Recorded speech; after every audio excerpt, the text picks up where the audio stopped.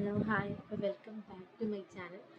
Channel ആദ്യമായിട്ട് കാണുന്നവരാണെങ്കിൽ ഒന്ന് സബ്സ്ക്രൈബ് ചെയ്ത് സപ്പോർട്ട് ചെയ്യണം കേട്ടോ, മറക്കില്ല കേട്ടോ. അപ്പോൾ ഇന്നത്തെ ടോപ്പിക് എന്ന് പറയുന്നത് സ്കിൻ കെയറിനെ കുറിച്ച് കുറച്ച് കാര്യങ്ങളായിട്ട് ഞാൻ ഷെയർ ചെയ്യുന്നത്. അതായത് എങ്ങനെയാണ് നമ്മുടെ സ്കിൻ കെയർ ചെയ്യാൻ പറ്റുന്നത്, അതായത് പിന്നെ നൈറ്റ് ടൈമിലെ സ്കിൻ എങ്ങനെയാണ് നമ്മൾ നന്നായിട്ട് കെയർ ചെയ്യാൻ പറ്റുന്നത്, അതുകൂടെ ഉണ്ട് കേട്ടോ. സ്കിൻ കെയറിൻ്റെ ഇമ്പോർട്ടൻസും അതുപോലെ തന്നെ സ്കിൻ കെയറും കൊണ്ട് എനിക്കുണ്ടായ കുറച്ച് കാര്യങ്ങളൊക്കെ ഞാൻ ഷെയർ ചെയ്യാതെ. ഇനി ഞാൻ കുറച്ച് സൗണ്ട് കുറച്ചൊക്കെയാണ് പറയുന്നത്, കാരണം കുഞ്ഞു ഉറങ്ങുവാണ്, ആ ടൈമിൽ ഞാൻ വീഡിയോ എടുക്കുന്നത് കേട്ടോ. അപ്പം എൻ്റെ സ്കിൻ എന്ന് പറയുന്നത് സെൻസിറ്റീവ് ആയിട്ടുള്ള സ്കിന്നായിരുന്നു കേട്ടോ. എല്ലാവർക്കും അങ്ങനെ നമ്മുടെ സ്കിൻ എന്ന് പറയുന്നത് പല ടൈപ്പ് ഉണ്ട്. അതായത് നോർമൽ, ഡ്രൈ, സെൻസിറ്റീവ്, അങ്ങനെയാണ് ഒരു കാറ്റഗറി വരുന്നത്. അപ്പം എൻ്റെ സ്കിന്നൊക്കെ നേരത്തെ എന്ന് പറയുന്നത് ഡ്രൈ സ്കിന്നായിരുന്നു. അതായത് ഡ്രൈ അറിയാവോ, നന്നായിട്ട് ഉണങ്ങിയിട്ടിരിക്കത്തില്ല, അങ്ങനെ ആ ഒരു ടൈപ്പായിരുന്നു കേട്ടോ. ഡ്രൈ സ്കിന്നായിരുന്നു.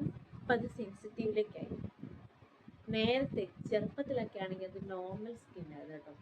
അപ്പം അത് മാറിയതാണ്.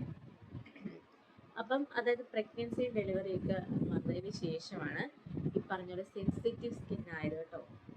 അപ്പോൾ സെൻസിറ്റീവ് സ്കിൻ ആയതിനു ശേഷം ഒരുപാട് എന്താ പറയുക, ഒരുപാട് കാര്യങ്ങൾ സംഭവിച്ചിട്ടുണ്ട് സ്കിന്നിന്. അതായത് എന്താണെന്ന് വെച്ചാൽ, പ്രഗ്നൻസി ഒക്കെ കഴിയുമ്പോൾ നമ്മുടെ സ്കിൻ ഭയങ്കര സോഫ്റ്റ് ആവുമല്ലോ.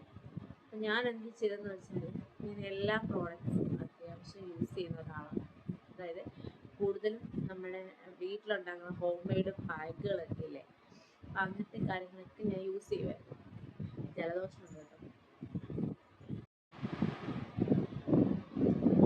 അതായത് എനിക്ക് പണ്ട് വലുതായിട്ട് നോളജ് ഇല്ലായിരുന്നു ഈ സ്കിൻ കെയറിനെ കുറിച്ചും. അതുപോലെ തന്നെ ഞാനപ്പോൾ വിചാരിച്ചുകൊണ്ടിരുന്നത് വീട്ടിലുണ്ടാക്കുന്ന പാക്കുകളിൽ അതൊക്കെ ഉണ്ടാക്കി ഫേസിൽ അപ്ലൈ ചെയ്താൽ അടിപൊളിയായിരിക്കും എന്നൊക്കെയായിരുന്നു എൻ്റെ ഒരു ധാരണ.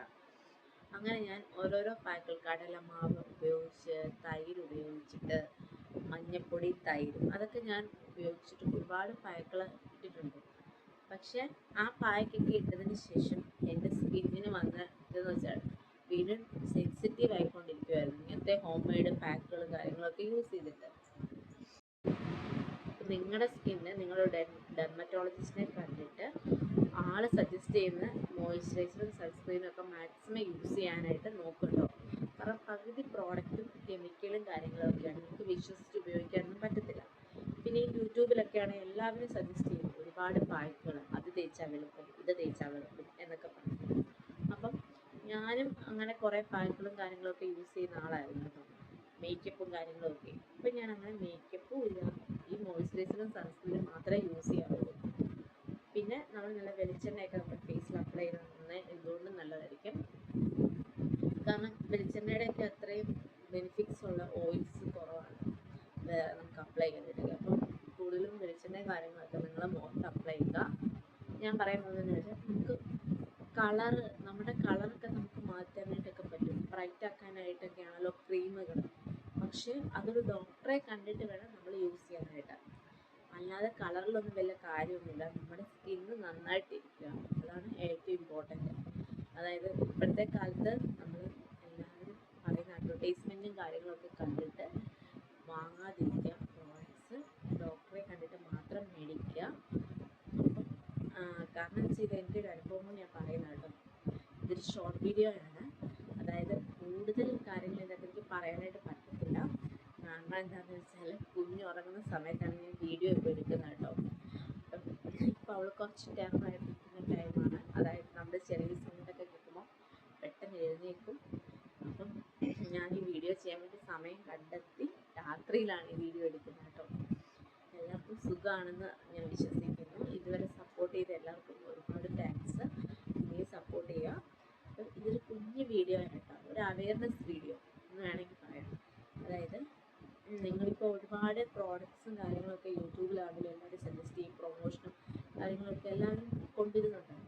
അപ്പം നമ്മൾ നമ്മുടെ സ്കിൻ നോക്കി മാത്രം വാങ്ങിക്കുക കേട്ടോ എന്നേ ഞാൻ പറയുന്നുള്ളൂ. അപ്പം പിന്നെ മേക്കപ്പ് ആണെങ്കിലും ഇപ്പം ഒരുപാട് ഫൗണ്ടേഷനും കാര്യങ്ങളും ഒക്കെ മാർക്കറ്റിൽ അവൈലബിൾ ആണ്. നമ്മുടെ സ്കിന്നിന് അനുയോജ്യമായ ഫൗണ്ടേഷനും കാര്യങ്ങളൊക്കെ തിരഞ്ഞെടുക്കുക, എന്നിട്ട് അപ്ലൈ ചെയ്യുക കേട്ടോ. കാരണം ഒരു ഡോക്ടറിനെ എപ്പോഴും കാണിക്കാൻ നല്ലതല്ല കൊണ്ടും. അങ്ങനെ അങ്ങനെയൊക്കെ ചെയ്യട്ടോ. പിന്നെ നിങ്ങൾക്ക് എന്തെങ്കിലും ഡൗട്ടോ കാര്യങ്ങളുണ്ടെങ്കിൽ കമൻറ്റ് ചെയ്യുക, ഞാൻ റിപ്ലൈ തരും. അപ്പം ഇനി ഇതിൻ്റെ ഒരു എക്സ്പ്ലനേഷൻ, അതായത് കുറച്ചും കൂടി ഡീപ്പായിട്ടുള്ള വീഡിയോ ആയിട്ട് നമുക്ക് പിന്നെ കാണാം. അപ്പം എല്ലാവർക്കും ഹാപ്പി ആയിട്ടിരിക്കും. ഇഷ്ടപ്പെട്ട ഒന്ന് സബ്സ്ക്രൈബ് ചെയ്യൂ. ബൈ.